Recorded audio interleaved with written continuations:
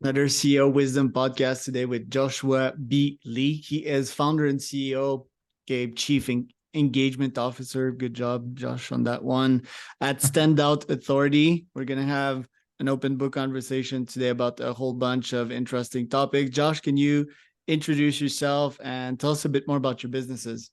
Yeah, Charles, man, it's good to be here, man, and I appreciate you letting me, share with your audience. God, to go introduce myself, right? It's always fun trying to go back in there and think about the best way to do it to give people context, right? I've been doing this, Charles, for over 20 years. One of my first companies, 20 years ago in 2003, one of my first clients, to really give reference to everyone, was a company that most people have forgotten about these days. And depending on your age, you maybe never use this platform. So it was MySpace. So, that usually ages me enough for people to go, okay, he might be older than he is. MySpace kind of going in, we actually helped them develop one of the first social media ads that most social media ads are based off of today to be able to monetize their traffic. So, by doing that, it really catapulted me into the digital marketing space, really monetizing every type of acronym you could think of: CPA, CPM, CPL. I mean, like, we could go on, right? There's so many different ways to be able to go through. And over the last 2 decades, I've created 16 different companies, from all different ways to be able to monetize, to be able to really help entrepreneurs and be able to grow. But the biggest thing that really shifted for me, Charles, was it was all around monetization, right? I was that guy that most people went to, is like, hey, if you need to monetize the web, they came to me to find out a solution to be able to do it. But going through and monetizing almost $1 billion in advertising, and then controlling over 35 trillion online impressions across my own servers, I really started realizing there's a huge difference between actually traffic and actually true engagement. And most people didn't know the difference. And so that's kind of where I reset about 9 years ago. And I started Standout Authority, the company I run now. And it was, how do we actually shift, right? How do we actually not sell or, advertise people into our products and services, but how do we actually educate, inspire, and draw them in, right? How do we get them to choose to be able to work with us rather than being sold into working with us? Because that's a much more powerful process. So we really started working with a lot of men and women.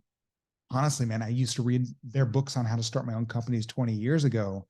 And now I get to really be able to help them build massive advocacy first and foremost by building out their personal brand and connecting with their audience and allowing those advocates to turn in the byproduct, that being clients, right? And on that high level. So that's really what we do here. And we do it on the vehicle that most people don't understand, which is LinkedIn.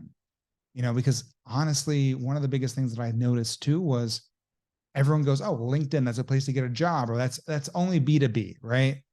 I'm going to be honest with you, and you probably know this, and maybe the listeners don't, but B2B and B2C, business to business and business consumer, really were developed by guys like me 30 plus years ago to diversify ad spend, right?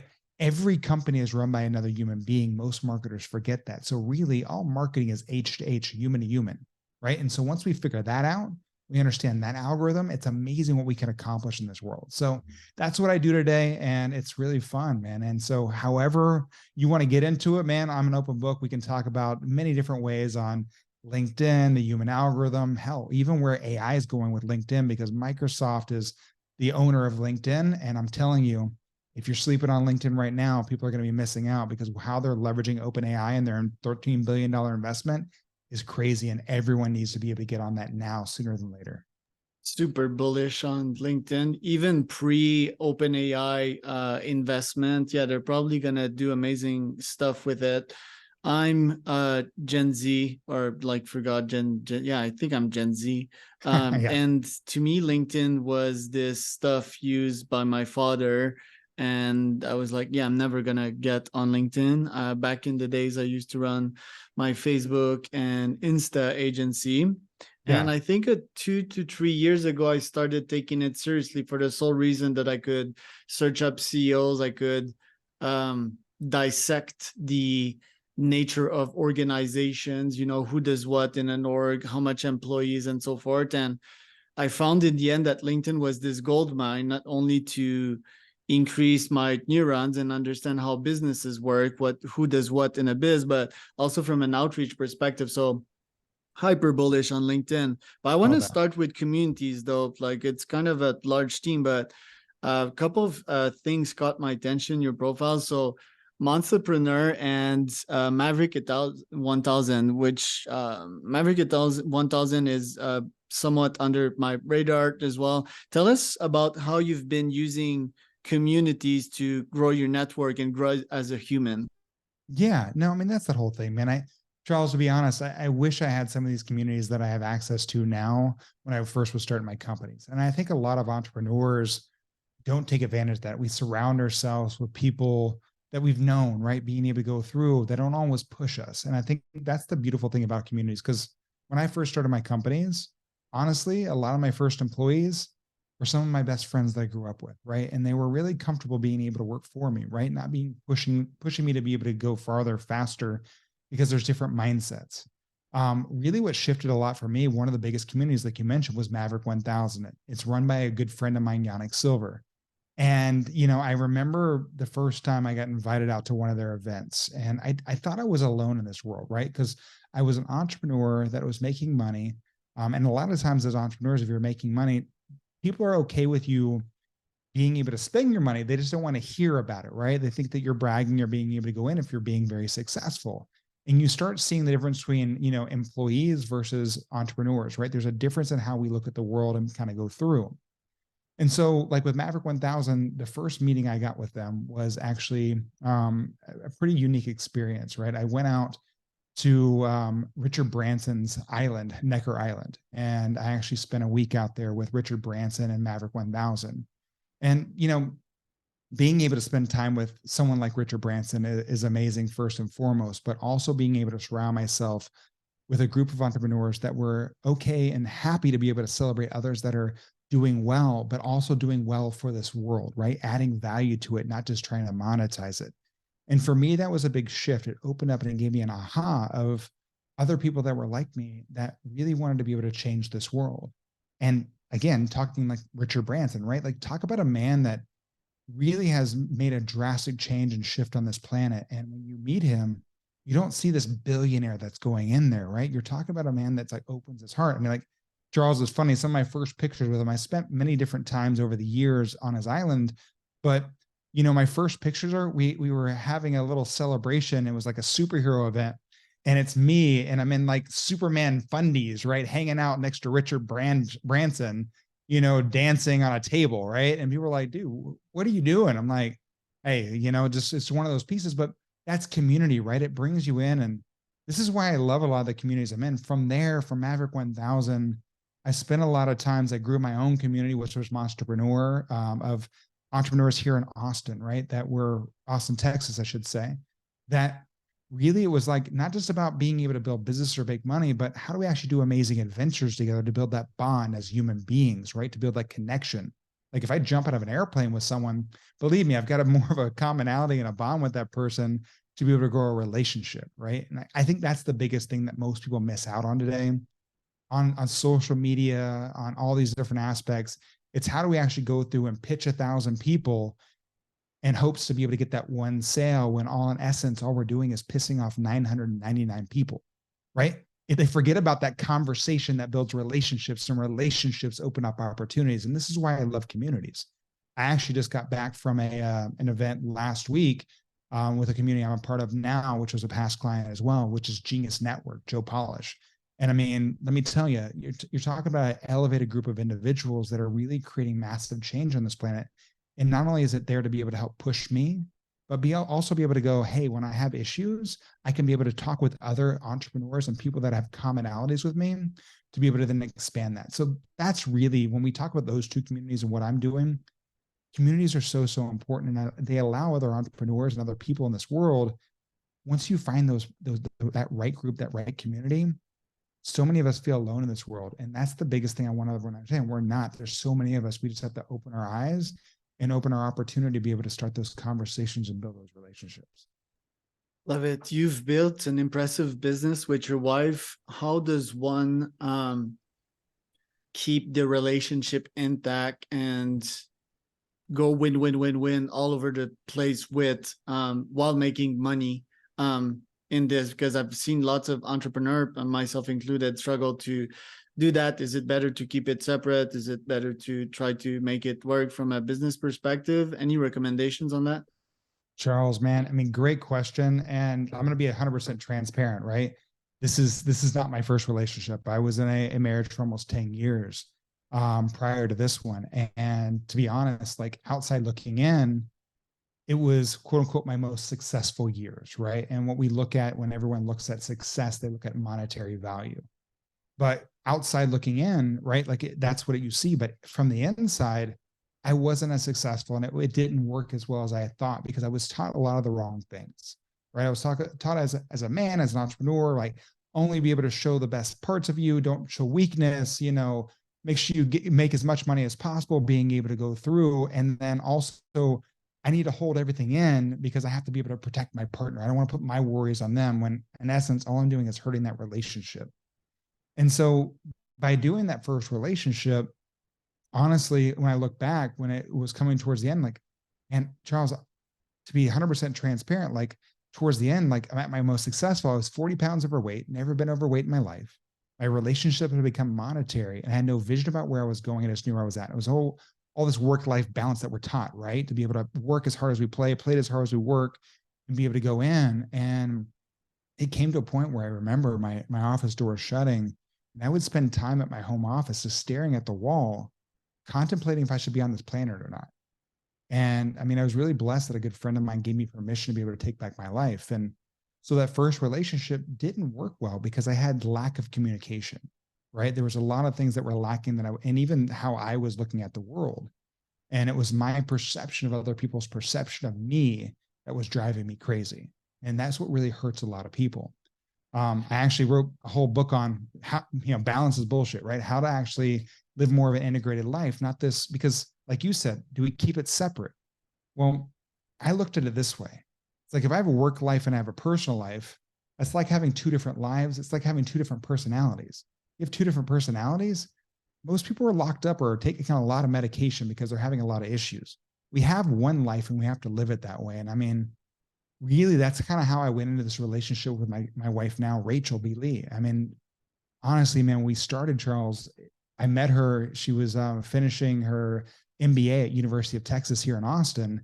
And she was like, hey, I'm leaving. I'm going to work for Microsoft. I'm going to be gone. And I was like, okay, cool. Let's have some fun. Like hang out. I just finished, I just got out of divorce, and, it's easy. Like you're leaving a couple of months, we'll go in. But when we started long distance relationship, she's like, you want to keep on doing this? And I said, look, if we're going to do this, I want to be 100% me 100% of the time. And so really I started that relationship, right? Even before we were in business together now as of 2.5 years, I started then our relationship really open and honest, right? Like, hey, here's everything I love, I hate, here's the different aspects, just 100% transparent, right? To be able to start that. And that's really carried on. Even before we started working together, we went to a group called Essential Leadership Academy to really work on our communication aspects because we wanted to make sure I valued family first and never let business get in the way of that. And so, yeah, we have our ups and downs. There's different things that are going on. Currently, right now, we've got our own. I have 2 kids from my prior marriage, right? That my daughter's 11, my son's 14. And now we have a new little one on the way in October. So I've got a new baby girl coming up here real soon. So I'm going to be growing my family.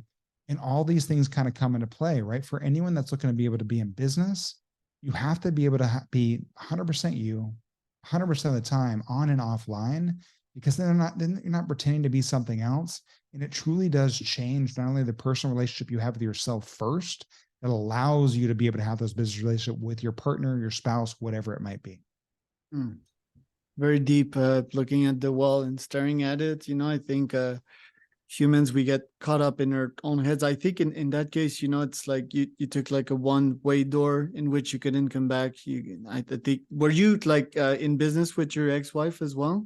I wasn't. No, she had her own business as well and did different things. But at the same time, it wasn't 100% entrepreneurial, right? Even when Rachel and I got together, Charles, like she was on the corporate side, right? And I was entrepreneurial, and she still didn't get all the things. Like we were from 2 different worlds. So, but once that openness and sharing, she started seeing, we started like, where I had yin and yang, right? We started coming together and melding together to become one new life, right? Together.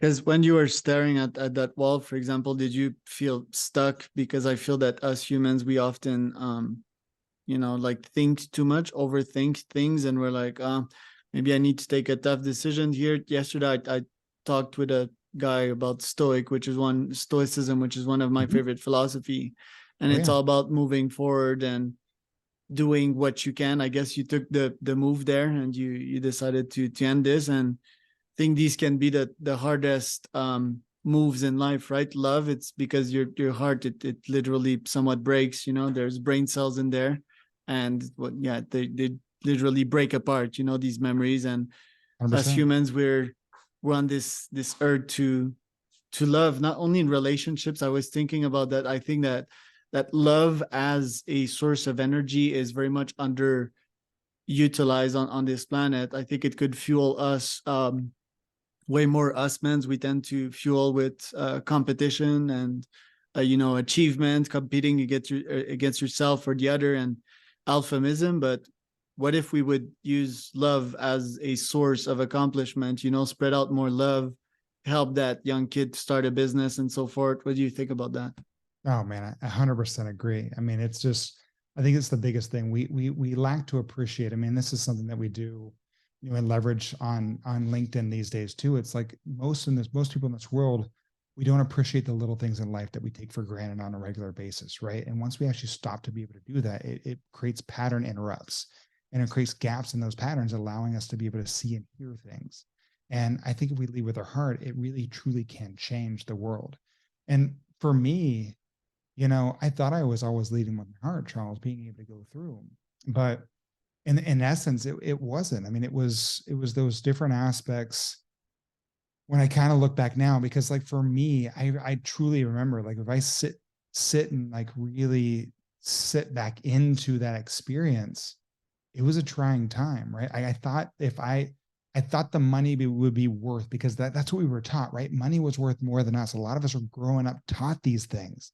I mean, it's taught in the United States all the time. Like, oh, money is like, no, that's not, money doesn't buy you happiness. Money is a tool, right? And this is what people need to understand.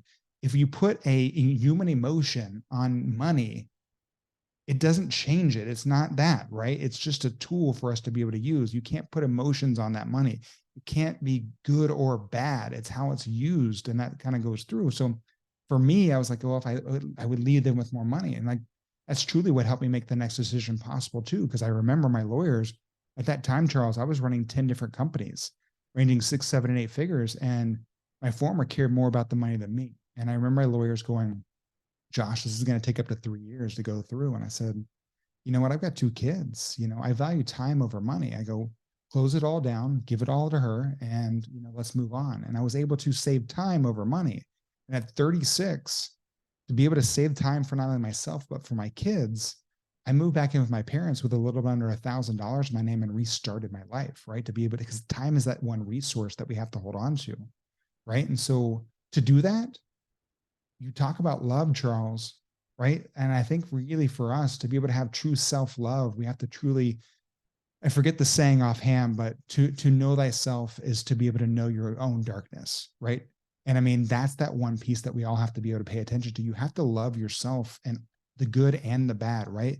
It's all aspects of it. And that's truly, most people are too scared to be able to look at that and go, here's the darkness that's inside me, and let me share that with the world. And people are going to love me or hate me, right? Because in this world, and I want everyone to understand this, this is not just we're not just talking about relationships, right? We're talking about everything. Like we're talking when you're creating content, when people are making decisions. As human beings, we make all decisions based on some degree of love or hate. We do not make decisions being indifferent to something. So if you're being indifferent to this world, indifferent to yourself, hell, if you're creating content that's indifferent, it's not polarizing, being able to share yourself, you're not only wasting your time, you're wasting everyone else's time too. So don't do that. Don't sit back and stand by. You have to be able to allow others to be able to see you, be okay that some people are going to love you, some people are going to hate you, but in the long run, you're going to create a life that's worth living. Very brave of you is what I have to say here. For money, yeah, unfortunately, well, capitalism is mostly good, but yeah, it corrupts our values sometimes. And I had two thoughts about money yesterday. Yeah, One, if you think it will change your life, it's because you never have it. You never had good money. I wrote yesterday that in the pursuit of wealth, I understood that wealth wasn't necessary. That was a quote of mine yesterday. And I love it. a final thought is, these rappers, which I grew up on culturally, they stunt on their money with Lambos and so forth because they um, they surpass the hedonic treadmill, meaning that they got adapted to their Lambo, they got bored with it, and now to generate more serotonin, they need to pitch it to other people and say, like, look, I've got this Lambo. While true wealth and true luxury, in my opinion, is something you can admire by yourself and not show it to anyone. Drink this fine wine, look at the paysage, and be like, oh, this is really, really fine wine, and taste all the colors of the rainbow of that wine, for example. What do you have to say about that? No, I mean, again, you're 100% correct. And this is the one thing I think people forget. Wealth is more than a number, right? Most people thinking to see wealth, they think money. But true wealth is your health, is your mindset, is the people that you surround yourself with. Those true people, and everyone is different, right? This is the different thing, right? Our reality is our reality. And this is the difference that people look at. Like, oh, well, that's first world problems, or that's this. But that might be that person's reality. There are people in this world that are making $40,000 to $50,000 a year. And guess what? They are wealthy because based off of some of the things that they have in their life, they are happy. They're going through, they have family. They have asked, people go, oh, well, they're not wealthy. Wrong. Because you're looking at it in a way that actually has been determined to you, that's been sold to us, that wealth is truly about how much you can buy or what Lambo. And guess what? Those rappers, Charles, you probably know just as well as I do. Half those things are rented. Half the jewelry they're wearing, all the Lambos. It's kind of like me walking down the street leaning on a Lambo going, hey, look at me in this Lambo. Hopefully you want to live like me. Well, if they really want to live like you, that means you're not being 100% you. And that all you're doing is selling a lie to someone and then putting them down a path that is not going to benefit this world and going to have a ripple effect that will affect it's going to put us where we are now. I mean, like, look at the world that we're in right now. We have so much more power than ever before because people say, Charles, we're in a digital revolution. I call BS on that, man. I'm going to tell you right now, we're in a human revolution, right? We have more power as human beings than we've ever had with AI, with everything like that.